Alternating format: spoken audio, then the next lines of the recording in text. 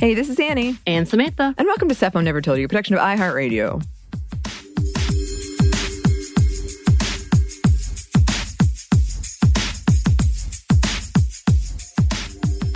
And welcome to another edition of Happy Hour. As always, drink responsibly if you choose to do so.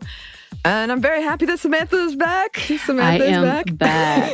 Yes, what was so funny is I think I cursed myself because last time when we recorded, I was sick and we had talked about this. And I'm like, but because we work from home, I see no reason that I shouldn't just keep going because, if you can sit, you're fine. But then I had such an awful dizzy migraine that I was like, oh, I can't sit upright. That I cursed myself. I'm like, oh, this is when I'm going to be like, I'm canceling because I am sick, truly sick. So I'm back, though. I don't sound wonderful. I sound better, but I'm upright. You are upright. That's cheers key. To that.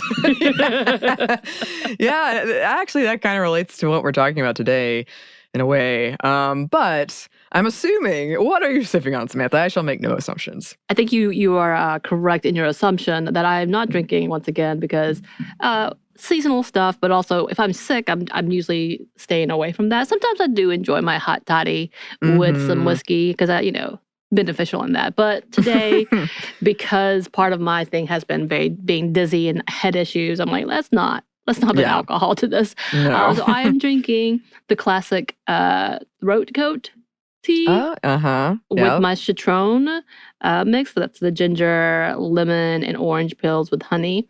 And it's a very delightful drink as it is kind of wintry, but not really because it's some 60, I think, in Atlanta. But I'm pretending like it is.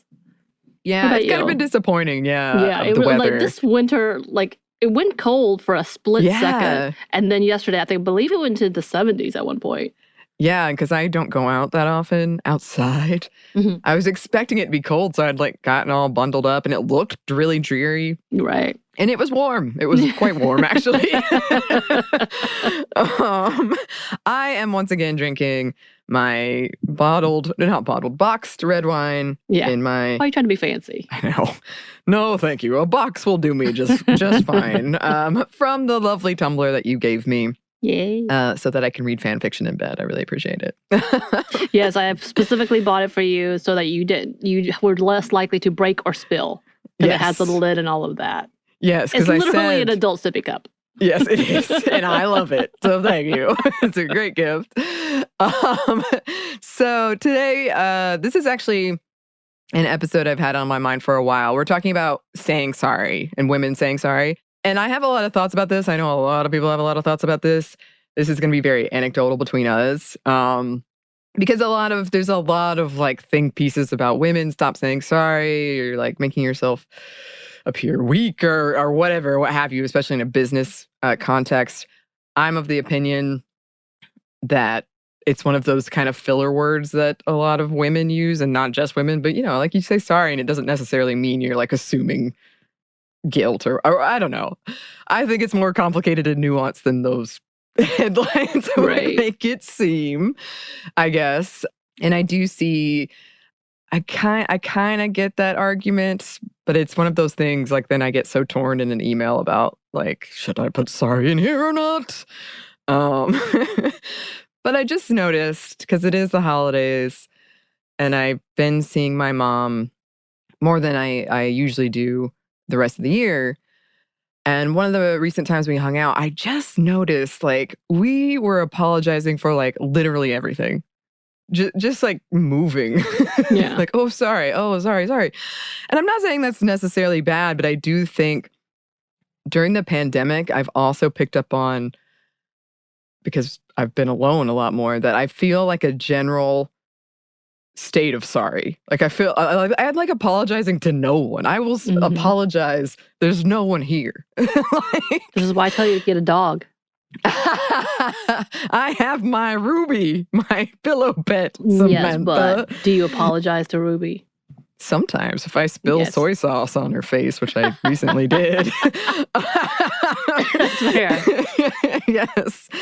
But yeah, it was interesting. And so, I noticed that the way my mom and I would apologize a lot of times we would say it under our breath. Like we didn't even want the other person to hear it, like it was almost like an embarrassed apology.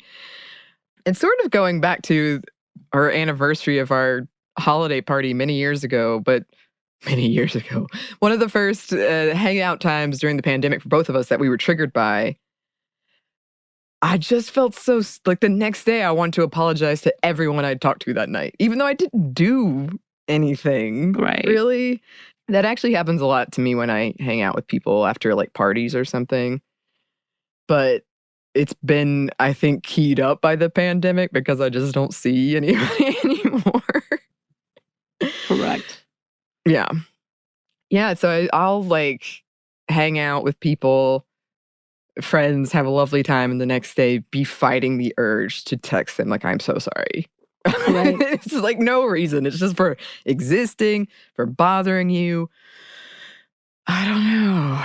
Is it where you are thinking of a specific situation where you're like, oh, I may have really offended this person because I said this wrong or said this with this tone or I ignored this. And so therefore because you're analyzing every bit of what you did and you're so horrified about what may or may not have happened or what you may or may not have said. So the next day you're like, oh, I've got to apologize. Or is it like, I'm pretty sure I did something wrong, so I'm going to go ahead and give a blanket statement? No, it's more the first thing, but it's often just, I felt like I was being too much, or like one big one is if I talk too much. If I feel like I talked too much or I hogged too much attention, I want to apologize. I am very, very sorry. I feel that way. I feel that same sense. But I'm also the person that comes into an event and I'm like, I'm going to go ahead and apologize ahead of time because I have not been around. Like literally every time I've been hanging out with friends, I'm like, look, sometimes I don't read you well in that I don't care enough and my have come out the window essentially because it's pandemic and I haven't been around people enough. So I'm sorry in advance. Like that's what I've been doing, which is not necessarily healthy either, but it's kind of that like self-effacing thing that I have to do in order to be understood or liked or go ahead and beat them to the punch. Just in case. Yeah. I've felt that too. I felt an urge to like apologize before anything's even happened. I'm just like, oh gosh, I'm so sorry. For what? I don't know.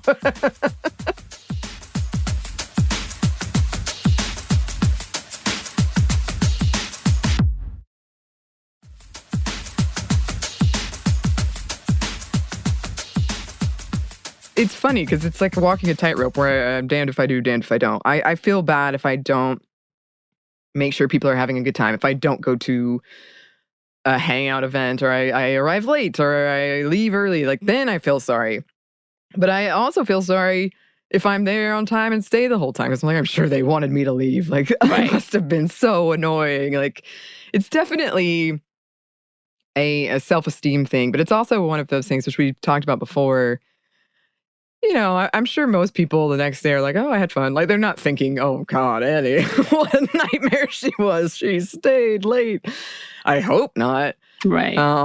But it's just like one of those things that, no joke, I'll lay awake at night and think, oh, why didn't I do this? And if I had done that thing, I would be like, why did I do that? Right. I mean, absolutely. We talked about that recently with some of the stuff that we have done outside of the show, trying to be professional and trying to like seem like a podcaster. So like we know what we're doing. And we just did a wonderful interview with a guest who is an amazing Native woman talking about her story. And I was horrified afterwards, like, holy I could not stop talking, A, because I was nervous, B, because I was fangirling, and C, because I was nervous. Like, it was just in my head so badly that I'm like, I f***ed this up real good. And wanting to apologize to her specifically, because out the gate, I'm like, I'm so sorry, I'm fangirling. Like, it was immediate to be that way. And then, like, obviously, it's been what? A week? And it's still in my head. Yes. No, 100%. Every time we interview somebody, we have somebody on for an interview, almost always afterwards, I'm like, you're way cooler than me. I am so sorry. Exactly. And I know we get approached to be like, you have a podcast that has 1 million downloads. No, but I'm still not good at this, and they're way cooler than me. It doesn't matter what or who. And for me, you know this, we talked about this before, it's not they're famous. It's what they do that makes me so, like, just in awe of these individuals. And that's kind of one of those points of, like, people are like, this is just a regular person, or this, like, but have you seen what they've achieved? That puts me in awe of them. But in general, even if they didn't, I would still question and feel bad for the interaction that I may or may not have had. Right. It's just a constant state of, like, oh, I'm so sorry. I'm so sorry. It does happen a lot at work. I wasn't really thinking about that specifically, but it does, especially with interviews for me. I get in my head about it.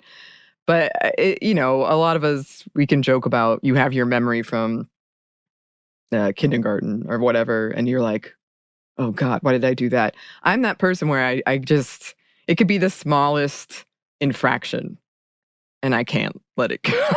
Right. I just feel bad about it. Right. I think that's just kind of our innate being. We really want to change that, but it's hard. For me, who boasts of confidence or at least being really funny and jokey and sarcastic, that stuff weighs for days. Literally, as we talked about, it can be crippling. It's according to whatever state I'm in, to the point that it puts me in an episode, whether it's depression, whether it's anxiety. It can get me there. And looking back on it, oftentimes I'm like, Matt, wow, why did I let it do that to me? Yeah. This is so unnecessary, and it had so much power over me. And oftentimes the people who were involved probably would have felt awful, knowing that was what was in my head, or that allowed that to spiral such a way. But, a lot of these things, like, I had an argument recently, and in that argument, talking about how I talk softly. And it's funny because I can be loud, but oftentimes when I'm just initially talking to you, I talk pretty softly. And oftentimes I talk to myself because I'm scared of what I'm saying to you. So at the very least, I could have the second chance to say, never mind, if you don't hear me. So being quiet is a protection. But, like, that has caused arguments. But I feel like that's the same thing, like being sorry or constantly saying sorry is that same level, like trying to take it back because you're not confident in what you just did or said. Right. And that's one of the reasons I get, as I said, it's a complicated conversation. But that's one of the reasons why I kind of get frustrated when I see things like, don't women stop saying sorry. It's one of the things we talk about all the time, where it might just be a safety thing, or like you don't want to get, especially men, angry at you. We've talked about how in a workplace, women are much more harshly judged if they come off as, quote, aggressive, which is basically they didn't say sorry or whatever for their point. Or they didn't put an emoji at the end. Right, exactly. So it's like we get judged for doing that, but we get punished if we don't. Right. So I don't think it's as easy as telling women, like, stop saying sorry. And I think a lot of it when as I said, it's clearly a self-esteem thing, but women are pretty conditioned to like apologize and make themselves smaller and not draw too much attention to yourself. So I don't think that this is strange at all. It was seeing me and my mom do it for over a weekend that I was kind of taken aback by. We would literally, like, be whispering sorry to no one, and I couldn't tell for what. It's just like you moved your arm, like, sorry. You're standing there and someone comes in. You're like, oh, sorry. Oh, sorry. Exactly. I've done that. Yep. Yes, exactly. Like, why am I sorry? I'm just standing here. I know. It's very reflexive. That's a good point. Because sometimes I just do it. And then I'm like, wait, why did I wait? I think they were in the wrong, actually. Right. More often than not. Not that or no one's in the wrong. It just happened. Yes. Or it just happens. But it's literally like my version of the drunk midnight text is the day after text of, like, hovering over, should I send an apology text message to everyone that's ever met me? And I'm totally sober. Blanket statement. Sorry. What? Yep. And they'll be like, okay. But yeah, that's just something I noticed that I wanted to talk about. I do think we could revisit this with more, like in a more researched way, But, I think during the holidays too, we've got our episode on people pleasing coming out. This does come out a lot. Right. These kind of like perhaps safety things that you do that you don't notice to keep the peace are just, I haven't been around that many people that often. So I feel like I'm re-noticing things about myself that I perhaps had forgotten. But anyway, I would love to know if listeners have any thoughts on this. Cheers to you, Samantha. Glad to have you back. Cheers. Glad to be back. Yes. If you would like to write to us, listeners, you can. Our email is stuffmediamomstuff@iheartmedia.com. You can also find us on Twitter at MomStuffPodcast or on Instagram at Stuff I Never Told You. Thanks as always to our super producer, Christina, who we often apologize to. Yes. But she kind of deserves it. Yeah. Sorry, Christina. Yep, you're the best, Christina. You are. And thanks to you for listening. Stuff I Never Told You is a production of iHeartRadio. For more podcasts from iHeartRadio, you can check out the iHeartRadio app, Apple Podcasts, or wherever you listen to your favorite shows.